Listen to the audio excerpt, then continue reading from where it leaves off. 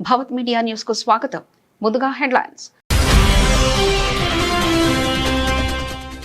న్యూఢిల్లీలో 8వ Bharat Indonesia joint commission సమావేశం. ఇండోనేషియాలో విదేశాంగ మంత్రితో సమావేశమైన భారత విదేశాంగ మంత్రి జైశంకర్.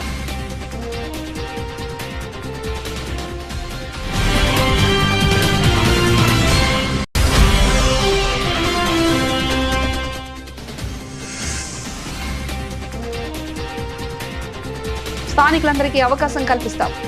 హరోహల్లిలో జరిగిన ఒక ర్యాలీలో కర్ణాటక ముఖ్యమంత్రి డీకే శివకుమార్ వెల్లడి.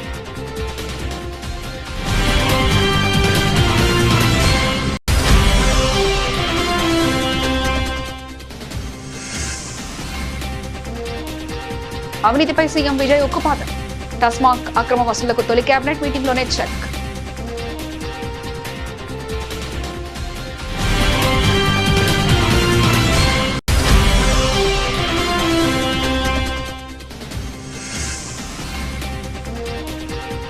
కోహెడలో అంతర్జాతీయ పండ్ల మార్కెట్ రిజిస్ట్రేషన్ ఆఫీస్ భవనాలకు సీఎం రేవంత్ శంకుస్థాపన.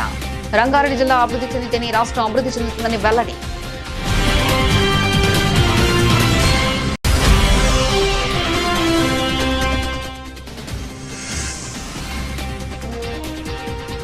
మరోసారి పోలీసు అధికారులపై రెచ్చిపోయిన టీడీపీ నేత జేసీ ప్రభాకర్ రెడ్డి.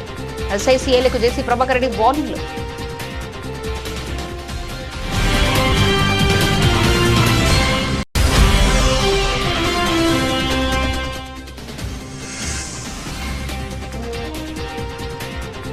చంద్రబాబు కళ్ళలో ఆనందం చూసేందుకు తెలంగాణకు ద్రోహం చేస్తున్నాడు. సీఎం రేవంత్ పై హరీష్ రావు ధ్వజం.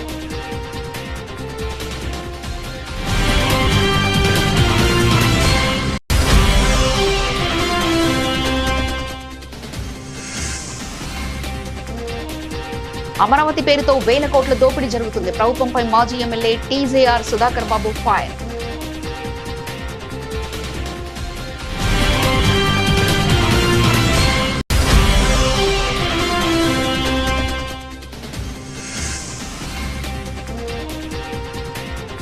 డిక్షనరీల కంటే ముందే తెలంగాణ పుట్టింది. రాష్ట్ర ఆవిర్భావ వేడుకలో కేటీఆర్.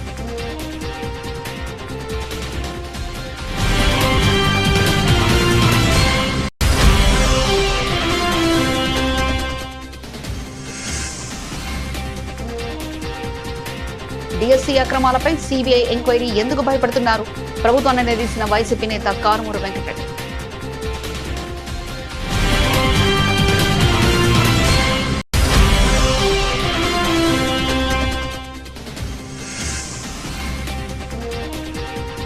సీఎం రేవంత్ వి దేశద్రోహ వ్యాఖ్యలు. బీజేపీ రాష్ట్ర అధ్యక్షుడు రామచంద్రరావు విమర్శలు.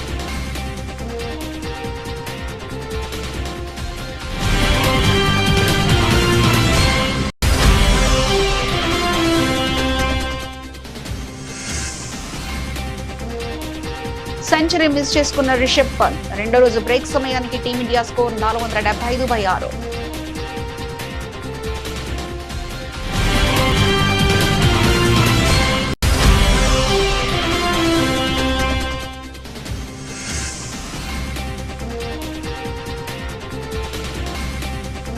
పసిడి ప్రియులకు కొంత ఊరట. వరుసగా 3వ రోజు తగ్గుదల.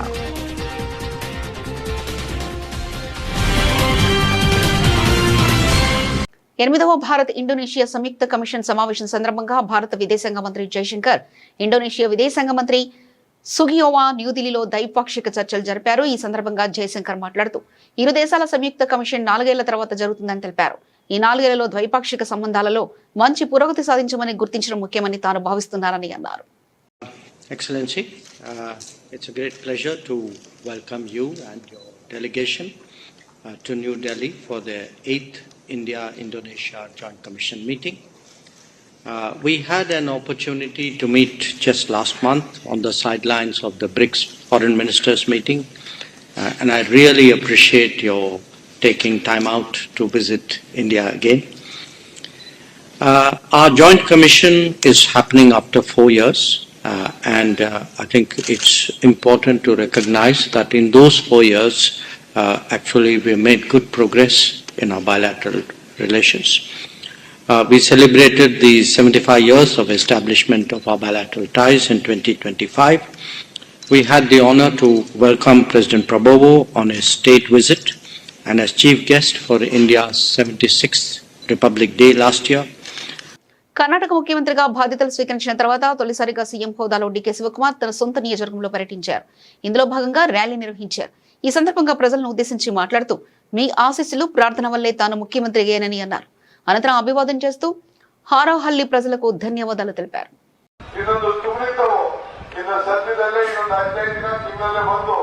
ಅಲ್ಲಿ ಭೂಮಿ ಪೂಜೆಯನ್ನ ಮಾಡಿ ಒಂದು ಹೊಸ ಮೆಡಿಕಲ್ ಕಾಲೇಜನ್ನ ಕನಕಪುರದಲ್ಲಿ ಪ್ರಾರಂಭವನ್ನ ಮಾಡಂತ ತಾಲೂಕಿನಲ್ಲಿ ಮಾಡಂತ ಕೆಲಸ ಅದು ಆ ತಾಲೂಕು ಹಾಸ್ಪಿಟ್ಲು ನಿಮಗೂ ಅನುಕೂಲ, ಕನಕಪುರದವ್ರಿಗೂ ಅನುಕೂಲ, ಮಳವಳ್ಳಿಯಿಂದ ಬರುತ್ತವ್ರಿಗೂ ಅನುಕೂಲ, ಎಲ್ಲರಿಗೂ ಕೂಡ ಅನುಕೂಲ. ಯಾಕೆಂದ್ರೆ ಆರೋಗ್ಯವನ್ನ ಕಾಪಾಡಬೇಕು ಅನ್ನೋದು ಅದ್ರ ಕೆಲಸ. ಈಗಾಗಲೇ ಎಲ್ಲ ಅನೇಕ ಕೆರೆಗಳಿಗೆ ನೀರು ತುಂಬುವಂತ ಕೆಲಸವನ್ನ ನಾನು ಮಾಡಿಕೊಂಡು ಬಂದಿದ್ದೇನೆ. ಯಾರು ವ್ಯವಸಾಯನ ಬಿಡಕ್ಕೆ ಹೋಗ್ಬೇಡಿ. ನಾನು ನಮ್ಮ RS ಅವ್ರು ಹೇಳಿ ಇಲ್ಲಿ ಏನು ಗಾಂಧಿ ಫಾರಂ ಅಂತ ಇತ್ತು ಅಲ್ಲಿಗಾಗಲೇ ನಾನು ಕೃಷಿ ಕಾಲೇಜನ್ನ ಮಾಡ್ತಿದ್ದೇನೆ. ಯಾಕೆಂದ್ರೆ ಇಲ್ಲಿ ತರಕಾರಿ ಬೆಳಬೇಕು, ಹಣ್ಣು ಬೆಳಬೇಕು, ಎಲ್ಲ ಉದ್ಯೋಗಕ್ಕಿಂತ ಇದು ಬಹಳ ಉತ್ತಮವಾದಂತ ಆದಾಯ ಇರುವಂತದ್ದು. ರೈತರ ಬದುಕಿಗೆ ಒಂದು ದೊಡ್ಡ ಬದಲಾವಣೆಯನ್ನು ತರಬೇಕು. ಯಾಕೆಂದ್ರೆ ನಮ್ಮ ರೈತರಿಗೆ ಸಂಬಳ ಇಲ್ಲ, ಪ್ರಮೋಷನ್ ಇಲ್ಲ, ಪೆನ್ಷನ್ ಇಲ್ಲ, ರಿಟೈರ್ಮೆಂಟ್ ಇಲ್ಲ, ಲಂಚ ಕೂಡ ಇಲ್ಲ. ಅದಕ್ಕೆ ಆ ರೈತರಿಗೆ ಬದಲಾವಣೆ ಮಾಡಬೇಕು. ತಿರುಗು ಬೆಳಕು ಇದು ದೊಡ್ಡ ಶಕ್ತಿ ನಮ್ಮ ತಾಲೂಕು. ಇಲ್ಲಿ ರೇಷ್ಮೆ ಬೆಳೆದಿದ್ದೀರಿ, ಹಾಲನ್ನ ಉತ್ಪಾದನೆ ಮಾಡ್ತಾ ಇದ್ದೀರಿ. ಇದಕ್ಕೆಲ್ಲ ಕೂಡ ಈಗಾಗಲೇ DK ಸುರೇಶ್ ಅವರು ಕೂಡ ಇದ್ರ ಬಗ್ಗೆ ನಮ್ಮ ರೈತರನ್ನ ಉಳಿಸ್ಕೊಳ್ಬೇಕು ಅನ್ನೋ ದೃಷ್ಟಿಯಿಂದ ಅವ್ರದ್ದು ಅನೇಕ ಯೋಜನೆಗಳನ್ನ ಸಿದ್ಧತೆಯನ್ನ ಮಾಡ್ಕೊಂಡು ಬರ್ತಾ ಇದ್ದಾರೆ. ಇವತ್ತು ಕೈಗಾರಿಕೆ ಕೂಡ ಇಲ್ಲಿ ಬೆಳೀತಾ ಇದೆ. ಅವರು ಕೂಡ ನಾನು ಹೇಳ್ತೇನೆ, ನಮ್ಮ ಸ್ಥಳೀಯರಿಗೆಲ್ಲ ಕೂಡ ಅವಕಾಶವನ್ನು ಮಾಡಿಕೊಡ್ಬೇಕು ಅಂತ ಹೇಳಿ ಕಟ್ಟಬದ್ಧವಾದಂತಹ ಆದೇಶವನ್ನ ಅವ್ರಿಗೂ ಕೂಡ ನಾನು ಕೊಡೋ ಇಚ್ಛೆ ಇಲ್ಲ. ಆದ್ರೆ ಯಾರು ಸ್ಟ್ರೈಕು, ಅಪೋಸಿಷನ್ ಮತ್ತೊಂದು ಇವೆಲ್ಲ ಮಾಡಿದ್ರೆ ನಾನು ಅವಕಾಶ ಕೊಡಲಿಲ್ಲ. ಯಾವ ಸ್ಟ್ರೈಕು ಮಾಡಬಾರದು. తమిళనాడు ముఖ్యమంత్రి తమిళగ వెట్రి కలగం అధినేత సి జోసెఫ్ విజయ్ తన మార్కు పాలనను ప్రారంభించారు. తన తొలి కేబినెట్ సమావేశంలోనే రాష్ట్ర ప్రభుత్వానికి అత్యధిక ఆదాయాన్ని తెచ్చిపెట్టే ప్రభుత్వం మద్యం విక్రయాల సంస్థ టాస్మాక్ ప్రక్షాళనపై ఆయన ఉక్కుపాదం మోపారు. టాస్మాక్ హోల్సేల్, రవాణా, రిటైల్ విక్రయాల్లో జరుగుతున్న భారీ నిధుల మళ్లింపును, అనధికార పార్టీ ఫండ్ వసూళ్లను తక్షణమే నిలిపివేయాలని అధికారులకు ఆదేశించారు. మద్యం విక్రయాల ద్వారా వచ్చే ప్రతి రూపాయి నేరుగా ప్రభుత్వ ఖజానాకు మాత్రమే చేరాలని ఆయన స్పష్టం చేశారు. సమావేశంలో ఉన్నతాధికారులు సీఎం విజయ్ కు సమర్పించిన నివేదికల ప్రకారం టాస్మాక్ సరఫరా వ్యవస్థలో నెలకు సుమారు 102 కోట్ల మేర అనధికార వసూలు జరుగుతున్నట్లు తెలిపింది. ఆ లెక్కన గత 5 ఏళ్లలో దాదాపు 1600 కోట్ల రూపాయలు ప్రభుత్వ ఖజానాకు కాకుండా పక్కదారి పట్టినట్లు అంచనా వేస్తున్నారు. మద్యం తయారీల నుంచి రిటైల్ దుకాణాల వరకు ప్రతి లిక్కర్ కేసుపై 90, బీర్ కేసుపై 40, వైన్ కేసుపై 20 చొప్పున ఈ అక్రమ వసూళ్ల నెట్వర్క్ నడుస్తుందని, దీంతో పాటు వివాదాస్పదంగా మారిన 10 ఖాళీ సీసాల డిపాజిట్ స్కీమ్ లో పెద్ద ఎత్తున అవినీతి జరుగుతుందని గుర్తించారు. ఈ అక్రమాలను అరికట్టేందుకు జూన్ చివరి నాటికే డిపాజిట్ మొత్తాన్ని నేరుగా MRP లో కలపడం లేదా డిజిటల్ రిఫండ్స్ ప్రవేశపెట్టడం లాంటి సంస్కరణలు చేయాలని ప్రభుత్వం యోచిస్తుంది.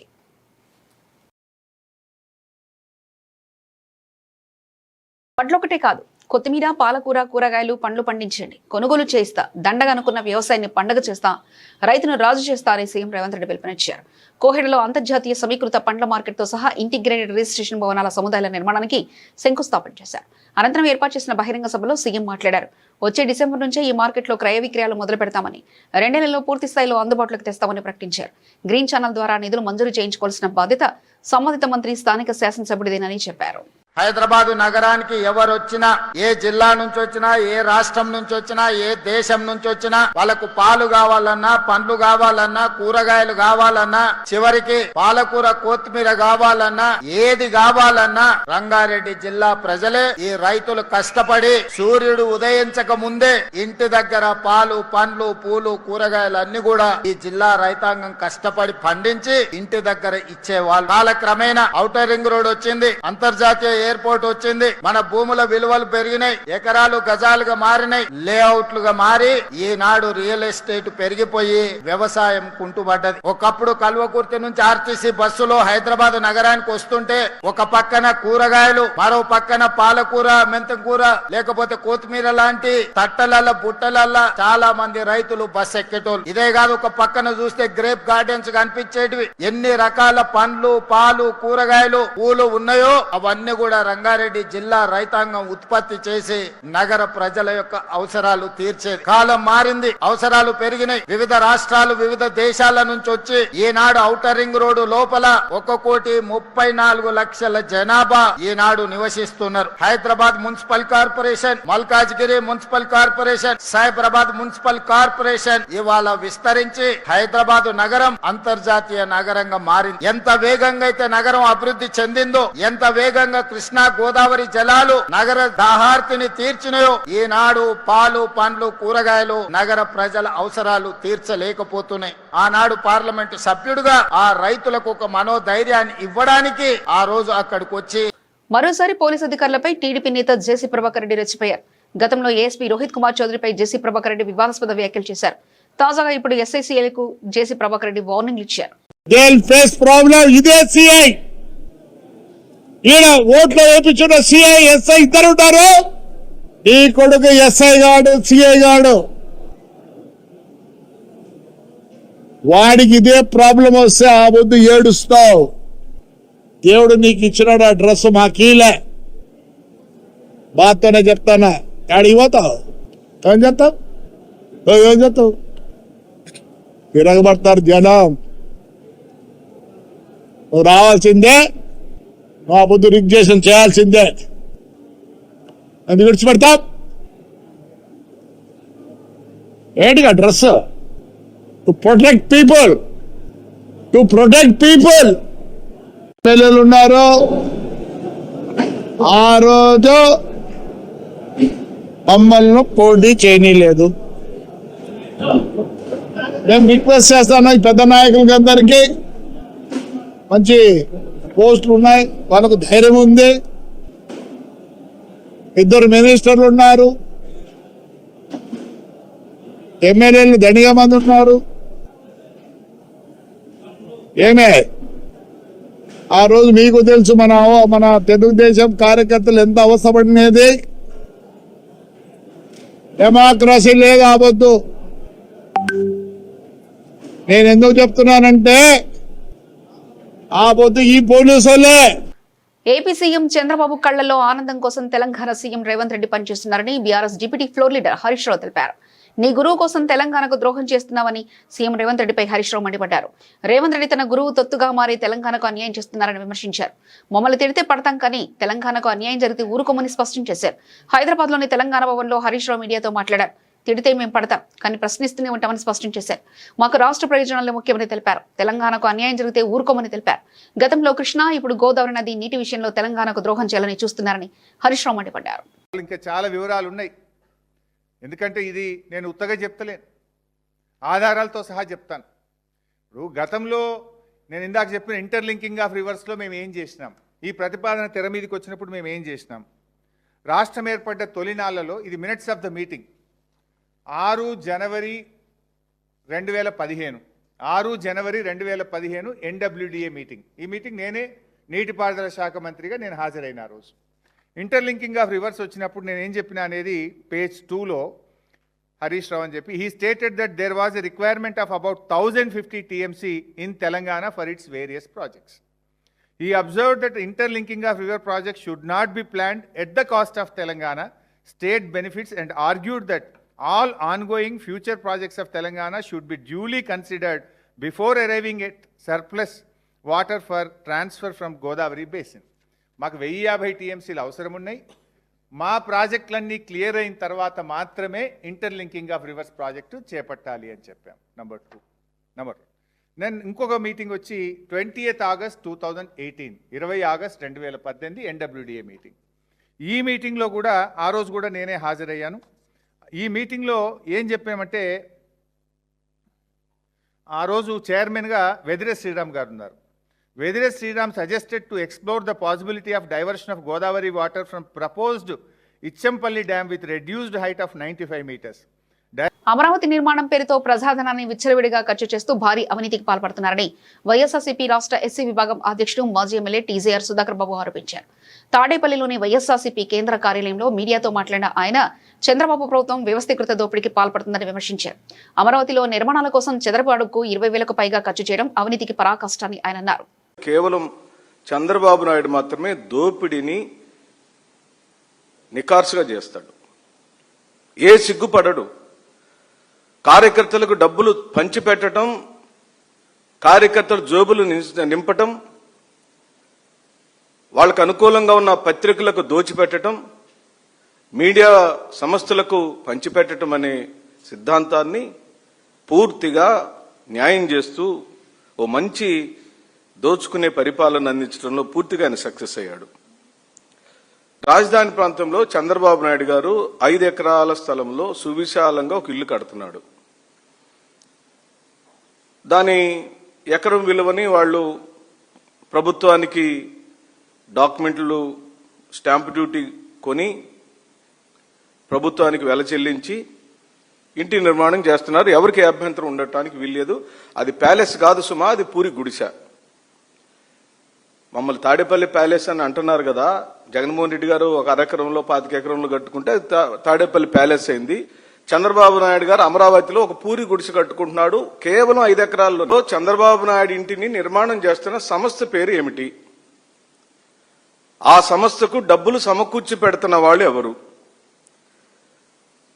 ఆ సంస్థకు అనకాపల్లి జిల్లా నక్కపల్లిలోని ఇండస్ట్రియల్ ఏరియాలో ఫ్లాట్లు ఎలా అప్పగించారు, ఎంతకు అప్పగించారు, ఏ సంవత్సరంలో అప్పగించారు? దయచేసి మీరు శోధించి వివరాలన్నీ ప్రజలకు తెలియపరచమని అడుగుతున్నాను. తన ఇంటికి ఇంటీరియర్ చేస్తున్న సంస్థకు రాజధాని అమరావతిలో ఇంటీరియర్ సంస్థ ఇంటీరియర్ పనులు అంటే ఫాల్ సీలింగ్లు, లైట్లు పెట్టే వాళ్లకు ఆ కాంట్రాక్ట్ పనులను ఎవరికి ఇచ్చారు? పూలను బతుకమ్మ దేవత రూపంలో పూజించే తెలంగాణ సంస్కృతి ప్రపంచానికే ఆదర్శమని బీఆర్ఎస్ వర్కింగ్ ప్రెసిడెంట్ కేటీఆర్ కొనియాడారు. తెలంగాణ అనే పదం డిక్షనరీలో లేదని, కొందరు చరిత్ర తెలియని అధ్యయనాలు మాట్లాడుతున్నారని, అసలు డిక్షనరీలు పుట్టక ముందే 1000 ఏళ్ల కిందటనే పుట్టింది మన తెలంగాణ అని స్పష్టం చేశారు. ఎందరో అమరుల త్యాగాలు, కేసీఆర్ అసమాన పోరాటంతో విముక్తి పొందిన తెలంగాణ బీఆర్ఎస్ పాలనలో దేశానికి దిక్సూచిగా నిలిచిందని గుర్తు చేశారు. మలేషియా రాజధాని కోలాలంపూర్లో Malaysia Telangana association, BRS NRI Malaysia శాఖ ఆధ్వర్యంలో నిర్వహించిన 12వ తెలంగాణ ఆవిర్భావ ఉత్సవాలను ఆయన ముఖ్య అతిథిగా హాజరయ్యారు. ఈ సందర్భంగా తెలంగాణ చారిత్రక వైభవం, ఉద్యమ ఘట్టాలతో పాటు 10 ఏళ్ల కేసీఆర్ పాలనలో సాధించిన అభివృద్ధిని ఆయన వివరించారు. చంద్రుడే సూర్యుడై తెలంగాణను పొడిపించాడు అని నేను ప్రత్యేకంగా చెప్పాల్సిన అవసరం లేదనుకుంటా. ఆ చంద్రశేఖర్ భూగోళం తలకిందులైన తెలంగాణ రాదన్న వాళ్ళు కొంతమంది, వారికి నేను గుర్తు చేస్తా ఉన్నా.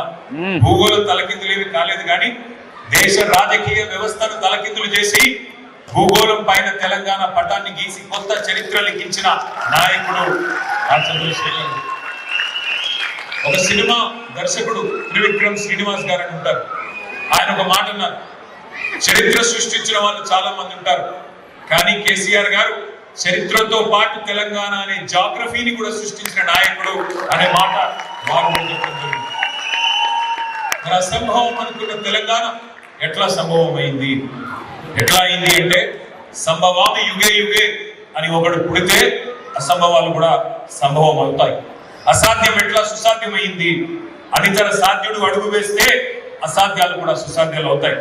జూన్ 2వ తేదీ ఒక చారిత్రాత్మక ఘట్టం. ఈ ఘట్టం వెనుక చరిత్రనే మార్చిన 2 తారీఖులు ఉన్నాయి. ఒకటి ఏప్రిల్ 27, 2001 గులాబీ జెండా ఎగిరిన రోజు, జలదృశ్యంలో టిఆర్ఎస్ అనే పార్టీ పుట్టిన రోజు. అట్లాగే కేసీఆర్ సచ్చుడో తెలంగాణ వచ్చుడో అని తెగించి పదవులు కాదు ప్రాణాన్ని ఫలంగా పెట్టి ఆనాడు ఆమరణ దీక్ష కేసీఆర్ గారు సిద్ధపడ్డ 29 నవంబర్ 2009 మరొక రోజు. మరి చిమ్మ చీకట్లో ఒక్కడే బయలుదేరిన నాడు నమ్మినవాడు లేడు. స్వతంత్ర భారతదేశ చరిత్రలో ఈ 79 ఏళ్లలో తెలంగాణ రాష్ట్రం లాగా అతి స్వల్ప కాలంలో అమోఘమైన అభివృద్ధిని సాధించిన రాష్ట్రం మరొకటి లేదు. ఇది అక్షర సత్యం.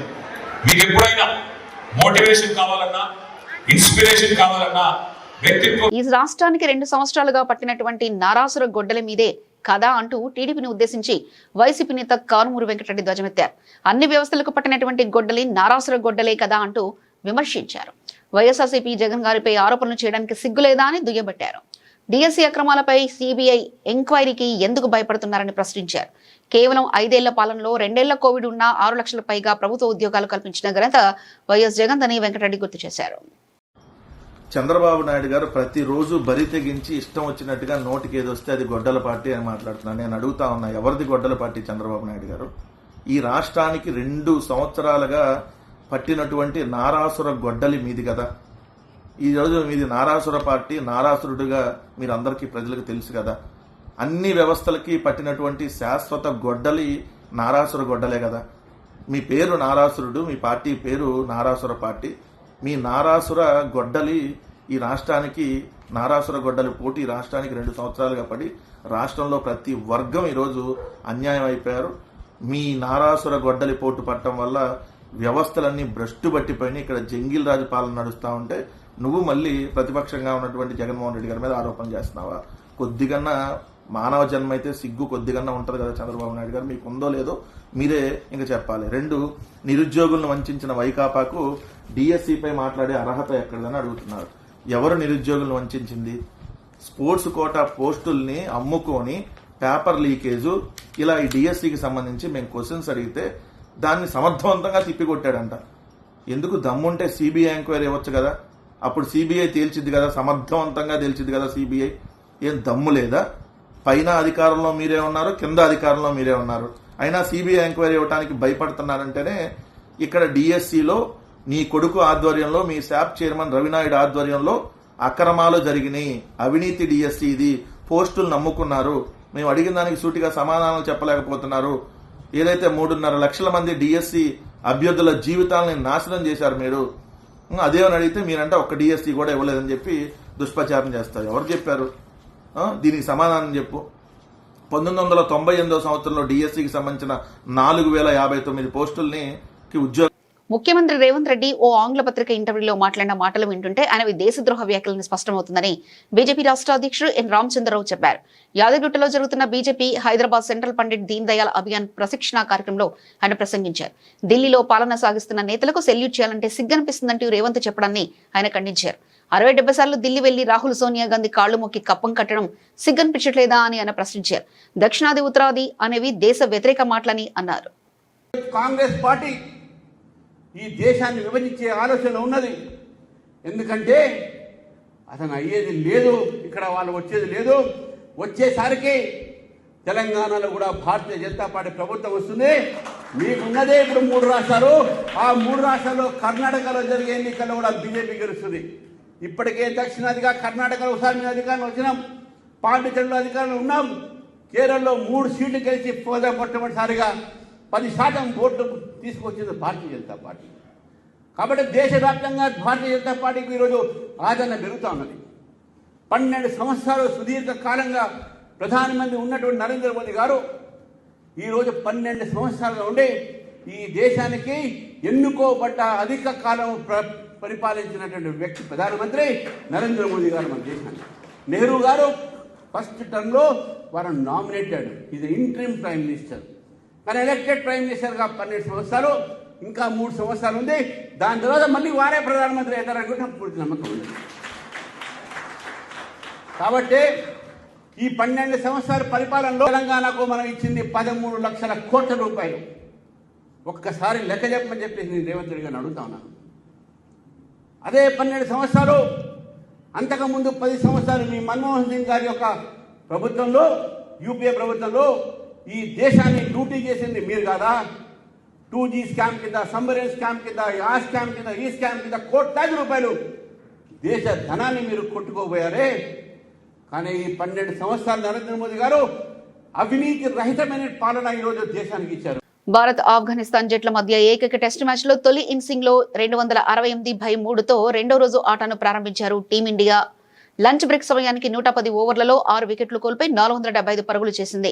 క్రీజ్లో వాషింగ్టన్ సుందర్ 25 బంతుల్లో 14 నాటౌట్లు 2 ఫ్లోర్లు, మానవ్ సుతార్ 20 బంతుల్లో 9 నాటౌట్ 2 ఫ్లోర్లున్నాయి.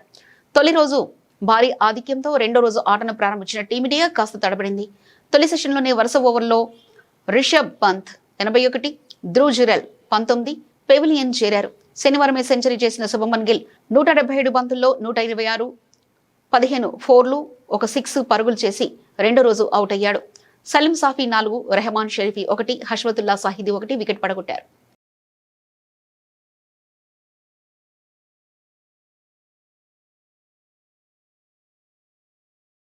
దేశీయ మార్కెట్లో బంగారం ధరలు వరుసగా 3 రోజులు కూడా తగ్గుముఖం పట్టాయి.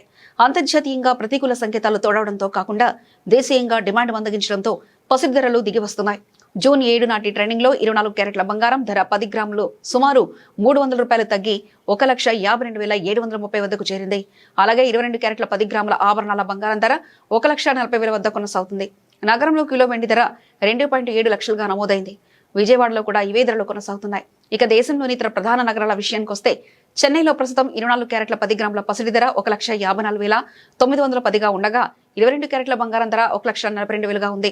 ముంబైలో ప్రతి గ్రాములు 24 క్యారెట్ల బంగారం ధర 1,52,730 వద్ద, 22 క్యారెట్ల బంగారం ధర 1,40,000 వద్ద కొనసాగుతుంది. దేశ రాజధాని న్యూఢిల్లీలో 24 క్యారెట్ల 10 గ్రాముల బంగారం ధర 1,55,910గా ఉంది. 22 క్యారెట్ల పసిడి ధర 1,40,150 వద్ద కొనసాగుతుంది.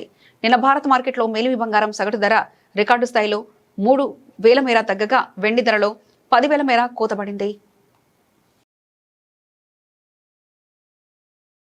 బులెటిన్ ముగించే ముందు హెడ్లైన్స్ మరోసారి చూద్దాం. న్యూఢిల్లీలో 8వ భారత్ ఇండోనేషియా జాయింట్ కమిషన్ సమావేశం. ఇండోనేషియాలో విదేశాంగ మంత్రితో సమావేశమైన భారత విదేశాంగ మంత్రి జైశంకర్.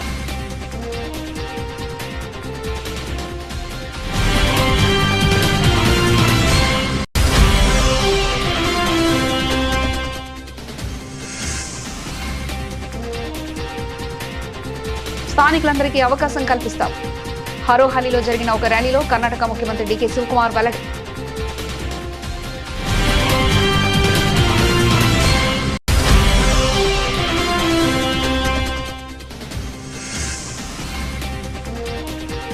అవినీతిపై సీఎం విజయ్ ఉక్కుపాదం. టాస్మాగ్ అక్రమ వసూళ్లకు తొలి కేబినెట్ మీటింగ్లోనే చెక్.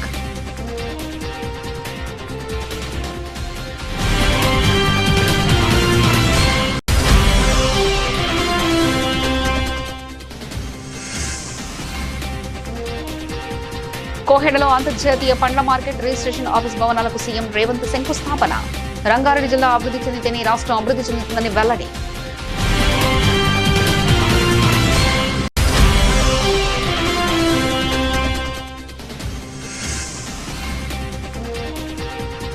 మరోసారి పోలీసు అధికారులపై రెచ్చిపోయిన టీడీపీ నేత జేసీ ప్రభాకర్ రెడ్డి. ఎస్ఐసీఏలకు జేసీ ప్రభాకర్ రెడ్డి వార్నింగ్లు.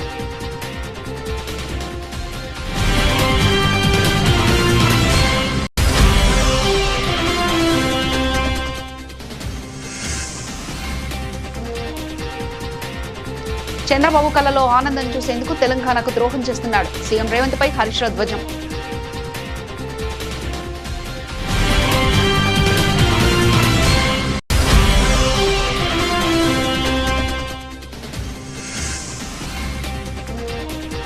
అమరావతి పేరుతో వేల కోట్ల దోపిడీ జరుగుతుంది. ప్రభుత్వంపై మాజీ ఎమ్మెల్యే టీజేఆర్ సుధాకర్ బాబు ఫైర్.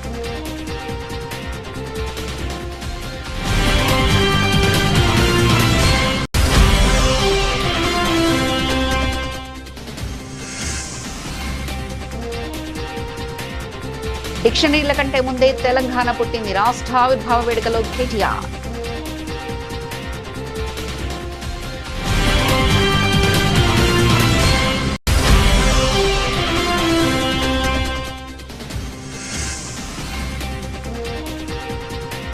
డిఎస్సీ అక్రమాలపై సిబిఐ ఎంక్వైరీ ఎందుకు భయపడుతున్నారు? ప్రభుత్వాన్ని నిలదీసిన వైసీపీ నేత కారుమూరి వెంకటరెడ్డి.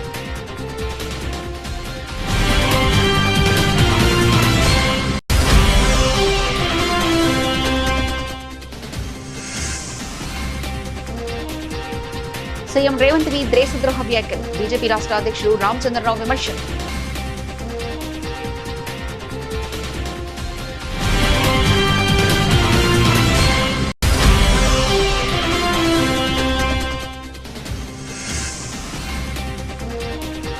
సెంచరీ మిస్ చేసుకున్న రిషబ్ పంత్. రెండో రోజు బ్రేక్ సమయానికి టీమిండియా స్కోర్ 475/6.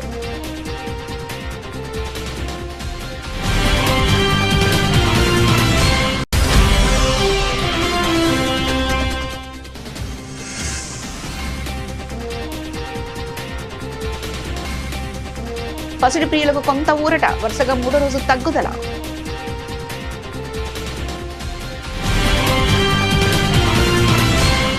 ఇవి ఇప్పటివరకున్న అప్డేట్స్. మరో బులెటిన్లో మళ్ళీ కలుసుకుందాం. అంతవరకు సెలవు. నమస్కారం.